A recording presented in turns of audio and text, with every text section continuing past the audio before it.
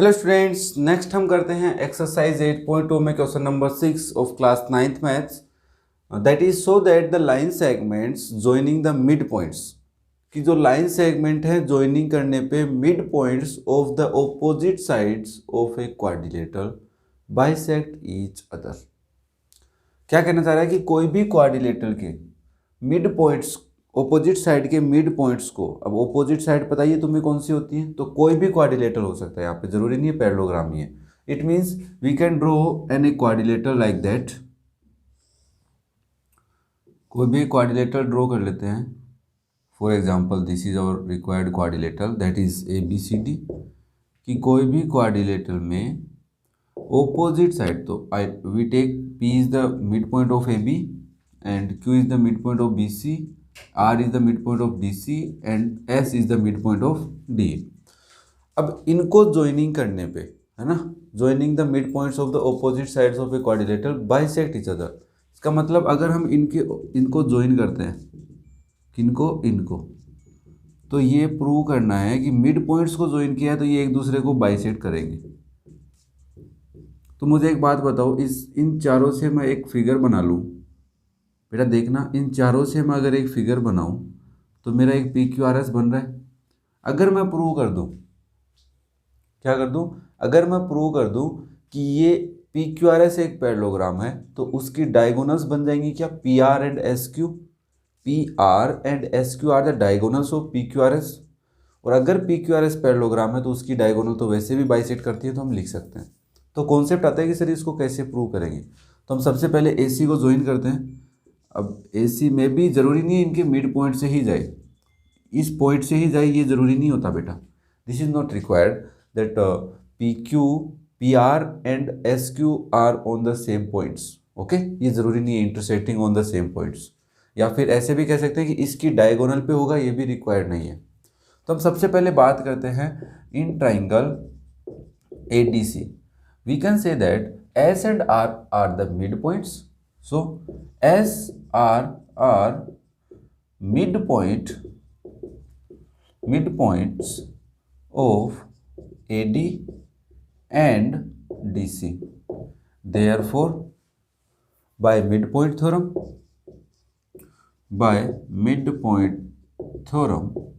what you can say that beta? You can say that SR is parallel to AC and SR is half of AC. This is our equation number 1। कि ये एक triangle है बेटा DAC वाला, इसमें दोनों mid point है, तो ये लाइन इसके पैरेलल होगी AC के और इसकी हाफ होगी। Similarly we can discuss in triangle ABC also. Here P and Q are the mid points. So P and Q are mid points of sides AB and BC. Okay, तो by midpoint theorem you can say that PQ is parallel to AC and PQ is half of AC. This is our equation number 2. तो from both the equations we follow, मतलब हम इसको follow करते आ रहे हैं starting से, तो कोई बड़ी बात नहीं है ना। तो आप क्या कहोगे, बाय इक्वेशन 1 एंड 2 हम ये कह सकते हैं, अगर AC और AC के पैरेलल SR और PQ हैं तो ये ऑब्वियसली आपस में भी पैरेलल होंगी। एंड अगर SR हाफ ऑफ AC है और PQ हाफ ऑफ AC है, it means SR is PQ, SR is equal to PQ। May be any one can do when join DB then also same. Okay, जब DB को join करोगे तब भी same ही आएगा बेटा। Okay, so therefore PQRS is a parallelogram. Yes or no? Yes or no? अब हम क्या लिख सकते हैं, सो diagonals PR and SQ bisect each other। अब तुम लिख सकते हो बिकॉज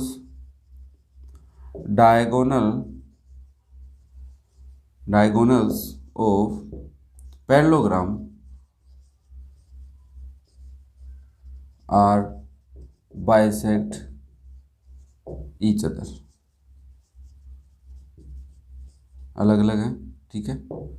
कि डायगोनल और पैरेललोग्राम अगर बाइसेक्ट करती है एक दूसरे को तो हम ये कह सकते हैं कि P R and S Q also bisect each other. तो यही तो थे कि कोई भी क्वाड्रिलेटरल के साइड्स के मिड पॉइंट्स को अगर हम ज्वाइन करते हैं तो वो एक दूसरे को इंटरसेक्ट करते हैं, तो वो मिड पॉइंट पे इंटरसेक्ट करते हैं, या फिर हम कह सकते हैं बाइसेक्ट करते हैं। वो प्रूव करना था। तो हमने पहले उससे बनने वाले क्वाड्रिलेटरल को पैरेललोग्राम को प्रूव कर दिया, और पैरेललोग्राम की ही वो डायगोनल बनेगी, तो ऑटोमेटिक वो प्रूव हो गया। ओके बेटा, next is question number last, question number 7। ये क्वेश्चन भी देखो कितना इजी है। ABC is a triangle right angle at C, मतलब एक ABC ट्राइंगल है जो right angle at C, it means ABC is a right angle triangle. Okay, तो फर्स्ट वी कैन ड्रू रफली that this is our ABC, and if you put here A, here is C and here will B B। हाँ, other one अगर कोई बच्चा ऐसे करता है बेटा तो उसको भी मैं एक्सप्लेन कर देता हूँ कि कोई बच्चा अगर यहाँ पे B रख सकता है, C तो नहीं रख सकता ना, यहाँ पे C रख सकता है, यहाँ पे A रख सकता है। Okay, A line through the mid point of M, a line through the mid point of M of hypotenuse AB। तो ये AB हाइपोटेन्यूस है, इसका मिड पॉइंट बेटा M बता रहा है, तो इसका भी मिड पॉइंट M होगा। दोनों सेपरेट एक्सप्लेन कर रहा हूँ। पहले चलो इसको करते हैं। M, a line through the mid point of M of hypotenuse AB and parallel to BC। इससे एक लाइन ड्रॉ करेंगे जो इसके पैरेलल हो, तो मे बी वो इधर हो सकती है और मे बी वो इधर भी हो सकती है, ठीक है बेटा। बट इंटरसेक्ट SC, AC को कहाँ इंटरसेक्ट कर रही है? D पर, तो हम समझ गए वो यहीं है, इधर ही है, बाहर नहीं है। तो this line is parallel to this one, so that D is the mid point of AC। वो तो दिख ही रहा है कि मिड पॉइंट थ्योरम से अगर इसके पैरेलल और एक से मिड पॉइंट निकले तो by converse of mid point theorem we can say in this triangle D is the mid point of AC। Converse से होगा क्योंकि दोनों मिड पॉइंट नहीं है, एक मिड पॉइंट और पैरेलल वाली कंडीशन होती है वो कन्वर्स होती है बेटा, और दोनों साइड में मिड पॉइंट्स होती हैं वो होती हैं मिड पॉइंट थ्योरम। चलो, तो ये क्या हो गए? मिड पॉइंट हो गया D। चलो नेक्स्ट क्या कह रहा है? MD is perpendicular on AC। तो ये जो एंगल है ये 90 लाना है। तो हमें पता है कि सर ये अगर पैरेलल लाइन है तो ये this is a transversal, so this angle and this angle sum 180 degree, and this is right angle, तो it means this is the 90 degree. How? Pair of को interior angle, co interior angle के pair से हम इसको prove कर लेंगे कि transverse parallel line में अगर कोई ट्रांसवर्सल लाइन होती है बेटा तो इन दोनों को पेयर ऑफ को इंटीरियर एंगल बोलते हैं, या pair of interior angle on the same side of the transversal, pair of interior angle on the same side of the transversal are supplementary. उस प्रोसेस से भी कर सकते हैं। खत्म हुआ कहानी। इसका मतलब ये 90 डिग्री है बेटा, और ये वाला भी कितना होगा? 90। सेकेंड वन CM कहाँ है? ये रही CM, ज्वाइन कर देते हैं। CM जो है वो MA के इक्वल है, तो इसका मतलब इन दोनों ट्राइंगल्स को कॉन्ग्रुएंट करेंगे। तो कैसे होंगे बेटा? ये इसका मिड पॉइंट है, ये दोनों में कॉमन है, ये भी 90-90 है, तो SAS रूल से कॉन्ग्रुएंट होते ही ये साइड इसके इक्वल आ जाएगी, और हाफ ऑफ AB बोल सकते हैं क्योंकि AM मिड पॉइंट है AB का, तो AM क्या होगा? हाफ ऑफ AB होगा कि नहीं होगा बेटा? और AM किसके इक्वल ला देंगे हम? MC के, तो इक्वल आ जाएगा। सिमिलरली इधर देखो, अगर वो कह रहा है कि M से एक पैरेलल लाइन जा रही है BC के, अब ये डायग्राम नहीं बन सकता अपना, ये नहीं बन सकता क्योंकि BC के पैरेलल M से किधर जाएगी? इधर जाएगी फिर तो, है ना। इधर से ऐसे लाइन नहीं बन सकती, तो ऐसे जाएगी, तो ये लाइन इसके पैरेलल है। ध्यान से देखना बेटा। अच्छा, अब सही है। तो BC के पैरेलल एक लाइन है बेटा, intersect AC at D। AC को कहाँ पे इंटरसेक्ट कर रही है बेटा? D पे, ठीक है। BC के पैरेलल M से एक लाइन है जो AC को D पे इंटरसेक्ट कर रही है। अब डायग्राम बना लेंगे अपन। तो हमें प्रूव करना है D is the mid point. तो मिड पॉइंट देखो, ये ट्राइंगल को थोड़ा सा रोटेट कर लेते हैं, तो तुम देखो ये ट्राइंगल है जिसमें एक मिड पॉइंट से तो लाइन निकल रही है और एक के पैरेलल है, तो थर्ड वन को कहाँ पे करेगी? मिड पॉइंट पे करेगी इंटरसेक्ट। चलो, तो ये कितना आ गया? मिड पॉइंट हो गया। सेकेंड वन 90 लाना है, तो ये बेटा पहले से 90 है, both are parallel line, this is transversal, तो सेम प्रोसेस से को इंटीरियर एंगल के पेयर से आ जाएगा 90। ये 90 है तो बेटा इधर वाला भी 90 होगा, ठीक है। फिर क्या कह रहा है? CM कहाँ है? ये रहा CM साहब। तो हम यहाँ पे दो ट्राइंगल बनेंगे, पहले का नाम होगा AMD और दूसरे का नाम होगा ट्राइंगल CMD। दोनों को कॉन्ग्रुएंट कर सकते हैं, SAS रूल से होगा, हो जाएगा बेटा, कोई दिक्कत नहीं है। चलो, अब मैं इस डायग्राम की हेल्प से बता देता हूँ आपको, इससे भी हो सकता है, कोई बड़ी बात नहीं है। ठीक है बेटा, तो तुम दोनों से प्रैक्टिस करके देखना, नहीं आए तो कोई दिक्कत नहीं है, कमेंट कर देना। अपन अभी भी बहुत पढ़ने वाले हैं, कंप्लीट 9th पढ़ेंगे ही पढ़ेंगे। ठीक है, so first we make the triangle, right angle triangle, and this is hypotenuse B, C and A, and this is M. Draw a line MD parallel to BC. So you can say that triangle ABC is right angled triangle, right angle at C. M is midpoint of AB. Okay, so this is, we can say that half of AB is equal to AM is equal to BM, and here you can say that angle C is 90 degree. This is your equation 1, आपको पता है use में आएगी, ये equation number हो जाएगी 2, है ना। And also we can say that MD is parallel to BC, given है। So this is our equation number 3। अब हमें पहली बात प्रूव करनी है, तो for first we can say that D is the mid point of AC, तो हम लिखेंगे इन ट्राइंगल ACB, क्या लिखोगे, M is mid midpoint, M is midpoint of AB by equation कौन सी से बेटा, 2 से है, and MD is parallel to BC, maybe you can say that given, or maybe by equation 3 you can write here. So by converse of midpoint theorem beta, by converse of midpoint theorem you can say that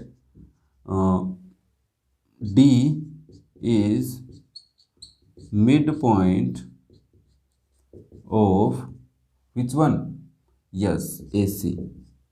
Therefore you can write also half of AC is DC equal to DA. This is your equation number 4. तो first part is complete बेटा, D is the midpoint of AC. Okay, for second part, MD perpendicular to AC, you can say that since MD parallel to BC and DC is a transversal, so angle MDC plus angle DCB is equal to 180 degree. Bracket में क्या लिखोगे, pair of को interior angle, pair of को interior angle है क्या बेटा ये, तो therefore you can know since angle DCB is 90 degree from equation 1, तो by equation 1 you can write here, and after that put the value DCB here, MDC is equal plus 90 degree is equal to 180 degree, and you can say that angle MDC is equal to 180, ये तो थोड़ा सा ज़्यादा ही deeply हो गया है ना, तो MDC कितना आएगा बेटा, 90 degree. So we can say that MD perpendicular on BC। Clear है। अब थर्ड पार्ट के लिए हमें क्या करना है बेटा, जल्दी से बताओ, हमें CM AM के इक्वल आनी है, तो फर्स्ट हम जॉइन टू CM लिख सकते हैं, सॉरी ये तो गलत लिख दिया, जॉइन CM। ओके, तो हम लिख देंगे join C2M।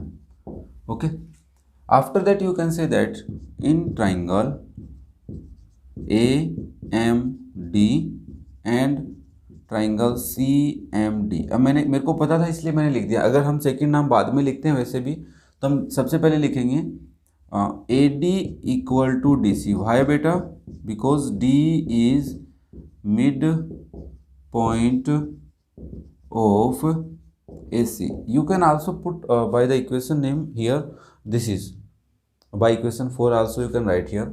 Second one, angle ADC is equal to angle CDM. ADM होगा बेटा. Okay, why each 90 degree linear pair से कैलकुलेट कर सकते हो ना. अगर MDC यहाँ पे हमने प्रूव किया 90 है तो उधर वाला भी 90 होगा लीनियर पेयर से, तो each 90 degree. Second one, MD equal MD. Why बेटा कॉमन, ये क्या है कॉमन है. तो इससे हमें क्या फ़ायदा हुआ, कौन सा रूल लग गया, SAS लगा. 90 डिग्री दिखते ही RHS नहीं लगता है, तो bye SAS congruence rule you can say that, what you can say, yes, a triangle AMD is congruent to triangle. अब चेक करते हैं, AMD तो नहीं है, D के इक्वल है, मतलब लास्ट में मिलेगा D. AD फर्स्ट और लास्ट में, तो बीच में कौन होगा A, तभी तो फर्स्ट और थर्ड से AD बनता है. और बीच में कौन बच गया, अब जल्दी बताओ, C बच गया क्या, खुद ही देखो, C बचा अकेला. AD is DC, AD is DC. अब ये नाम चेंज करना पड़ेगा, इधर वाली AD उधर वाला DC, और इधर अब बचा अकेला M, तो MD सेकंड थर्ड से, तो सेकंड थर्ड से MD. अब सही हुआ है, तो हमने CMD लिखा था बेटा. तो हम लिखेंगे बाय सिंप्लिसिटी तुम्हें क्या चाहिए, you want AM is equal to CM. अब हम ये कहाँ से लाएंगे, AM इक्वल CM, तो by equation 2 you can say that, by equation 2 we can say that, या इसको 5 ले लेना, by equation 2 and 5 AM is equal to CM is equal to half of AP. Clear है, कंप्लीट हो गया. तो आज हमने इसी के साथ बेटा अपना चैप्टर्स के सारे क्वेश्चन सोल्व कर लिए हैं, with example, with theorem, with all the basics. किसी बच्चे के कोई डाउट नहीं होना चाहिए. हम नेक्स्ट चैप्टर करेंगे. तब तक अगर कोई बच्चा है जिसको डाउट है, कुछ भी प्रॉब्लम है, तो कमेंट कर सकता है, मुझसे शेयर कर सकता है. सोशल मीडिया पे जितने प्लेटफॉर्म्स है, टेलीग्राम पे भी चैनल है, वहाँ पे भी आप जा सकते हो. जहाँ पर भी आपकी इच्छा हो वहाँ आप कमेंट कर दो. ओके बेटा, बट पढ़ना है, सीखना है, समझना है. Thank you.